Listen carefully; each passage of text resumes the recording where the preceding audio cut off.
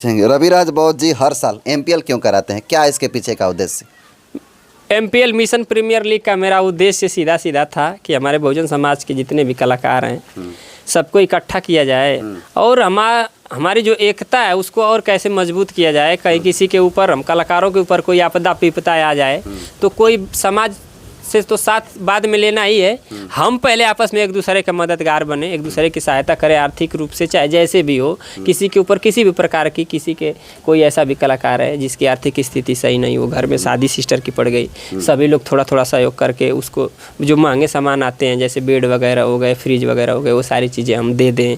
इसी के लिए एमपीएल बनाया गया ताकि ये खेल बहाना हो, बाकी और कोई मुझे बहाना वैसे दिख नहीं रहा। क्या सफलता मिला इसमें आपको? इसमें सफलता बहुत ज़्यादा मुझे हासिल नहीं हो पाई है। एकता तो हमारी ठीक है, बनी है, कुछ मनमुटाव भी कुछ लोगों से हो गया जिनसे विचार नहीं, जो सिर्फ एमपीएल खेलने के लिए आए, सीधी सीधी बात है, जो सिर्फ एमपीएल खेलने के उद्देश्य से आते हैं वो उन लोगों की पहचान हो गई 2-3 एमपीएल में, तो हमने अब उनसे मतलब बंद कर दिया है। बाकी और साथी मेरे साथ हैं, तन मन धन से लगे। लेकिन आपके एमपीएल में विशाल गाजीपुरी नहीं जाते हैं, ओम प्रकाश दीवाना नहीं जाते हैं और ऐसे बहुत सारे मिशनरी कलाकार हैं जो नहीं जाते हैं, क्या कारण है?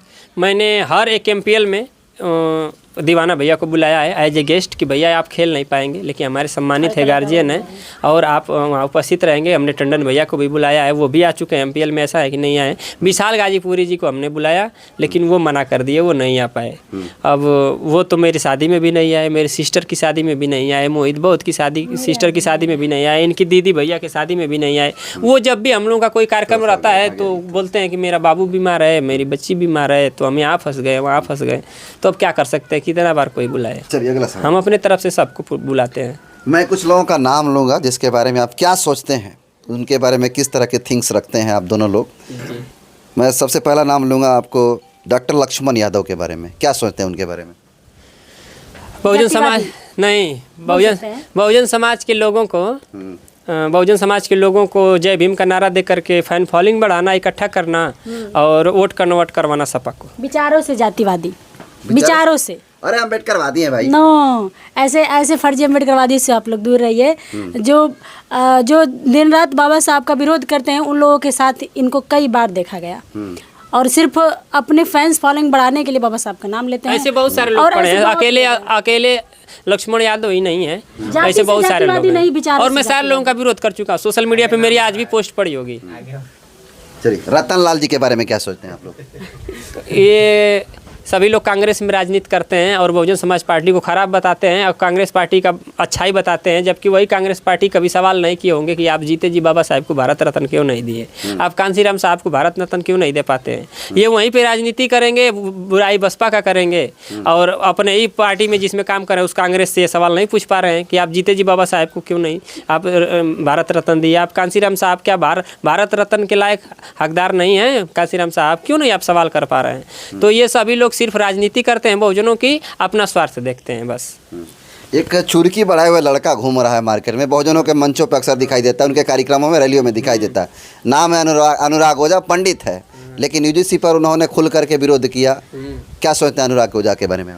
मैं तो बस यही जानता हूँ कि ये जितने भी लोग हैं, जितने भी आपने नाम गिनाया, लक्ष्मण यादव, रतन लाल, चाहे ये अनुराग ओझा हो, चाहे बहुत सारे, इससे पहले भी बहुत सारे लोग आए थे, झूठ मूठ से आज़ादी, इससे आज़ादी, छुआछूत से आज़ादी, नारा लगाए, फैन फॉलोइंग इकट्ठा किए और चले गए कांग्रेस में, बीजेपी में। बहुत सारे लोग आए हैं, वैसे ही लोग हैं। हाईलाइट समाज करता है, इसके बाद ये लोग विपक्षी पार्टी में चले जाते हैं। हाईलाइट इसको अनुराग ओझा को सब लोग समझ लेते हैं, बस करिए, बहुजन समाज का करदार आ गया एकदम। ये तो हमारी बात कर रहा है पंडित होकर के। यूजीसी के समय पूरा खुल के विरोध कर दिया है, यूजीसी के समय पूरा खुद के मिश्रा बहुत अच्छे पत्रकार बनते हैं, उन्होंने भी यूजीसी का विरोध किया। अच्छे सबके चेहरे दिख गए जब यूजीसी बिल आया एक, और सबके चेहरे सामने आ गए कि नहीं ये कितना अम्बेडकरवाद को बढ़ावा देते हैं और कितना जातिवाद, भेदभाव वगैरह वगैरह किसको बढ़ावा देते हैं। तो ऐसे लोगों से, समाज के लोगों को मैं ये कहना चाहती हूँ, ऐसे लोगों से सावधान रहिए। आप लोगों के दिमाग में हमेशा यही जाता है कि फलाने, हमें किसी जाति से नहीं लेना देना है, कि फलाने, अरे ये तो बाबा साहब का नाम ले रहे हैं, देखिए फला हो कि इतने बड़े हो के बाबा साहब का नाम ले रहे हैं। मैं भी बता दे रहा हूँ, जो दिन रात बाबा साहब का गाना गा रहा है, जो दिन रात बच्चों को सिखा रहा है कि नहीं पढ़ाई करनी चाहिए, जो दिन रात समाज को बता रहा है कि नशा मत करिए, छोड़ दीजिए, वो खर्चा व्यर्थ खर्चा है, बच्चों की शिक्षा लगाइए, उसके गाने पे व्यूज 500, कोई जो दिन रात देवी मैया का, शंकर जी का अश्लील गा रहा है, वो एक गाना बाबा साहब का अगर अपलोड पे गा दे रहा है, उसका 1 घंटा में 20,000 व्यूज आ रहा है। अगला सवाल, किशोर कुमार पगला जी के बारे में क्या सोचते हैं आप लोग? किशोर कुमार पगला जी अच्छे गायक हैं हमारे समाज के, अच्छा है, उनके गाने होते हैं और अच्छा गाते भी हैं, सीख लोगों को देते हैं। लेकिन पार्टी बदलते रहते हैं, उनका व्यक्तिगत विचार है, अच्छा गाते हैं। नेशनल दस्तक वाले पत्रकार शंभू सिंह के बारे में क्या सोचते हैं? शंभू सिंह को भी मैं उसी श्रेणी में मानता हूँ जिसमें रतन लाल यादव हैं और ये लक्ष्मण यादव हैं, ये सभी लोगों के उन्हीं श्रेणी में उनको भी मैं मानता हूँ। क्यों, कैसे लगा आपको? बहुत सारे मैं उनके ऐसे इंटरव्यू देखा हूँ, न्यूज़ देखा हूँ जिसमें उनको ये नहीं बोलना चाहिए, नहीं करना चाहिए, लेकिन लोगों को मैं अपने समाज के लोगों को क्या कहूँ, कैसे किस नज़रिए से ये लोग लोगों को पहचानते हैं कि कौन हमारे समाज का है, कौन नहीं है, कौन अम्बेडकरवाद की बात में वाकई में बात करता है, ये लोग नहीं पहचान पाते हैं। अभी बामन मेश्राम के बारे में बताइए। जीते जी मान्यवर साहब के जो नहीं हुए, वो आज मान्यवर साहब का फोटो लगा के घूम रहे हैं पार्टी बना करके। मरने के बाद क्या होंगे? जो मान्यवर साहब के जीते जी अलग हट करके बाम सिर्फ नया बना करके और उनके विपक्ष में आ गए, आज वो मान्यवर साहब का फोटो लगा घूम रहे हैं, पार्टी बना घूम रहे हैं। मान्यवर साहब की पार्टी पसंद नहीं है, मान्यवर साहब सबको पसंद है, मान्यवर साहब की पार्टी किसी को नहीं पसंद है। एक आखिरी लेना चाहेंगे व्यक्ति को, चंद्रशेखर आदरावन, उनको कैसे देखते हैं, उनकी राजनीति को कैसे देखते हैं आप लोग? वो अपने स्तर से राजनीति कर रहे हैं, जैसे भी कर रहे हैं, बस वही सेम बात मामन मेश्राम साहब वाली कि मान्यवर साहब सबको पसंद है, मान्यवर साहब की पार्टी किसी को नहीं पसंद है। कहना क्या चाहते हैं, स्पष्ट कहिए। मान्यवर साहब की पार्टी मतलब बहुजन समाज पार्टी, और उसको खून पसीने से मानवर कांसीराम साहब ने सींचा है। और मैं मानता हूँ कि जो व्यक्ति मानवर कांसीराम साहब जी को अपना मसीहा मानता हो, निसंदेह उसको बहुजन समाज पार्टी को मानना चाहिए, बहुजन समाज पार्टी में काम करना चाहिए। और चंद्रशेखर आज़ाद जी ने ऐसा नहीं किया, उन्होंने अपनी पार्टी बना ली है। तो उनको मैं एक विपक्ष के रूप में अपने देखता हूँ। मैं बहुजन समाज पार्टी में होता है ना कि एक घर, जिस घर में हम सदियों से रह रहे हैं, जिस घर ने हमें आश्रय दिया, हमारा पालन पोषण किया, वो घर अब कह रहे हैं कि वो घर अब टूट रहा है, तो हमको छोड़ के भाग जाना चाहिए। क्या हम उस घर को बनाने का प्रयास नहीं करेंगे, उस घर को संवारने का प्रयास नहीं करेंगे?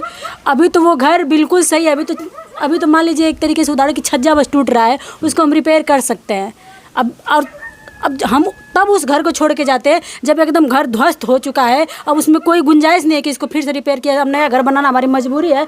तब अब अगर आप इस तरीके से काम करते हैं तो शायद समाज आपके साथ होता, हम भी आपके साथ होते, लेकिन अभी हमारा घर सुरक्षित है, सही सलामत है, BSP रूपी घर हमारे पास है, तो हम अभी उसी घर को सजाएंगे, संवारेंगे, उसी घर को विशाल बनाएंगे।